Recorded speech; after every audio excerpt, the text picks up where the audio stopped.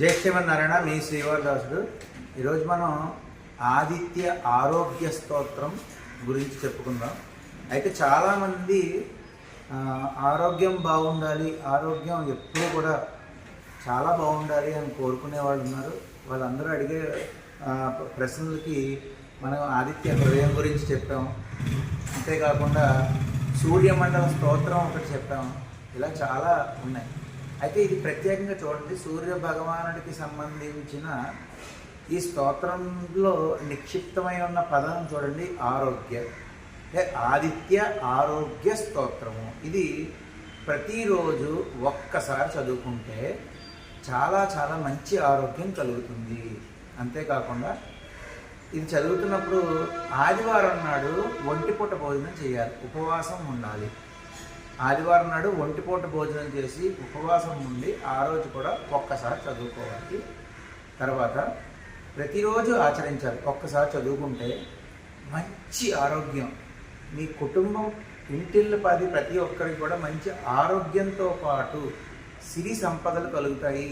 అంతేకాకుండా గ్రహ దోషాలు, గ్రహ పీడలు ఇటువంటివన్నీ కూడా తొలగిపోతాయి. కాబట్టి ఒక్కసారి మనం ఈ ఆదిత్య ఆరోగ్య స్తోత్రాన్ని నేను ఒకసారి చదివి వినిపిస్తాను, డిస్క్రిప్షన్లో పెడతాను, మీరు అది చూడండి.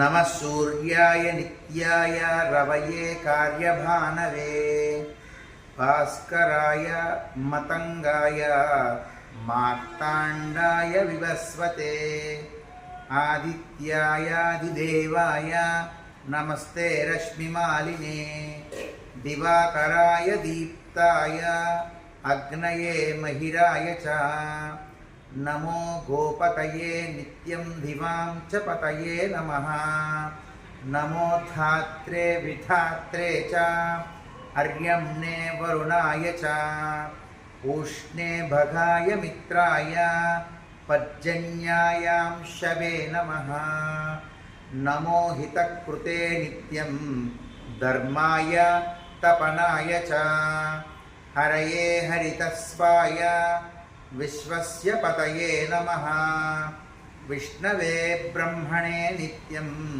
త్రయంభయాయ తదాత్మనే నమస్తే సప్తలోకేశ నమస్తే సప్త సప్తయే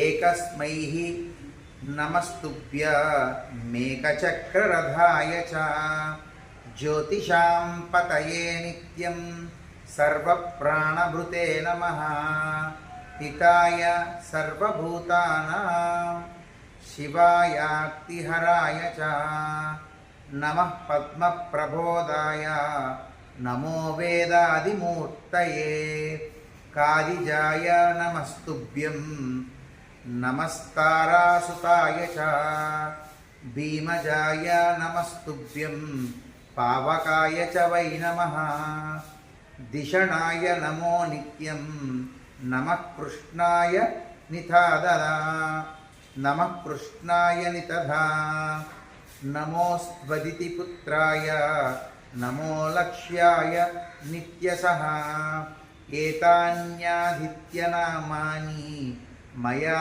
ప్రోక్తాని వై పురా ఆరాధనాయ దేవస్య సర్వకామేషు సువ్రత. ఇది ఆదిత్య ఆరోగ్య స్తోత్రము. ఈ యొక్క స్తోత్రం నేను ఇందాక చెప్పిన విధంగా ప్రతిరోజు కూడా ఒక్కసారి పఠించండి. ఇంకా బాగా ఆరోగ్య సమస్యలతో చాలా ఇబ్బంది పడిపోతున్నాం అనుకుంటే ఒక రాగి చెంబులో మంచినీళ్ళు తీసుకుని దాని మీద కుడి చెయ్యి ఇలా మూత పెట్టి ఎడం చేత్తో పట్టుకుని ఓ ప్రింట్ తీసుకుని దాన్ని ఎడం చేత్తో పట్టుకుని ఒక 3 సార్లు చదవండి.